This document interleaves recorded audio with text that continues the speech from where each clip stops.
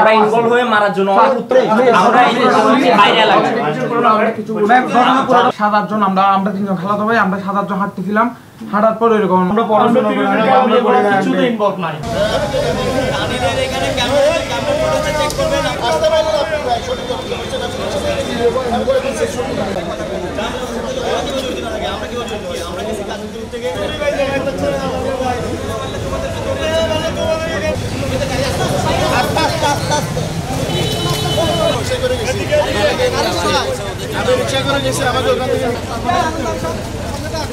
গতকালকে আনুমানিক ভোর 4টার দিকে আমাদের কাছে সংবাদ আসে যে দুইটা পক্ষ, বিশেষ করে 10-15 জনের একটা গ্রুপ এবং 5-6 জনের একটা গ্রুপ, তারা মোটরসাইকেলের সাইলেন্সারের শব্দ নিয়ে দুই পক্ষের মধ্যে তর্ক হয়।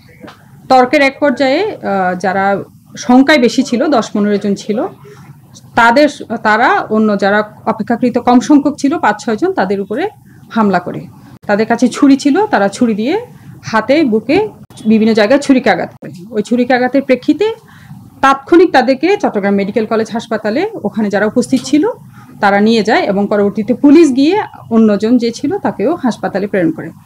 হাসপাতাল থেকে আমরা আনুমানিক 9টা-10টার দিকে জানতে পারি যে এটা ওই যে ভিকটিম আহত ছিল মনিরুজ্জামান রাফি, সে মারা যায়। এটা একটা তাৎক্ষণিক সৃষ্ট একটা ঘটনা। দুই পক্ষ ঝগড়া করেছে এবং তাদের কাছে এক পক্ষের কাছে ছুরি ছিল এবং তারা সেই ছুরি দিয়ে অন্য পক্ষের যে মনিরুজ্জামান রাফি, সেই ছেলেটাকে আঘাত করে ওখানেই কি মৃত্যু করে। এটা কিশোর গ্যাংয়ের ঘটনা ধরে নেওয়া যায়, কারণ হলো তারা যারা ছিল বয়সে তারা অপেক্ষাকৃত কিশোর, এবং এই সময়টা আসলে আমরা মনে করি না যে এটা একটা উপযুক্ত সময়। ভোর 4টা থেকে 4:30 এই সময়ে দুইটা গ্রুপ মিলে বিচে যাবে এবং আনন্দ করবে, এই ধরনের নর্মালি আমরা এটা দেখি না। তো এটা পূর্ব পরিকল্পিত যদিও ছিল না, কিন্তু তারা ওখানে যারা গিয়েছিল তারা, আমি মনে করি যে তারা স্বাভাবিক পরিবারের সন্তান না, আমি মনে করি তারা কিশোর গ্যাংয়ের সদস্য হতে পারে। এটাও আমরা অনেক যাচাই বাছাই করে দেখেছি, আসলে আর কোনো ব্যাকগ্রাউন্ড নাই। তারা যে শুধুমাত্র এই তাৎক্ষণিক একটা ঝগড়ার সূত্রপাত, একটা মোটরসাইকেলের সাইলেন্সারের বিকট শব্দ, তোমরা কেন বাজাবে, এরকম অপরপক্ষ এটা নিয়ে বাকবিতণ্ডা, এটা ছাড়া অন্য কোনো আসলে ক্লু নাই এখানে।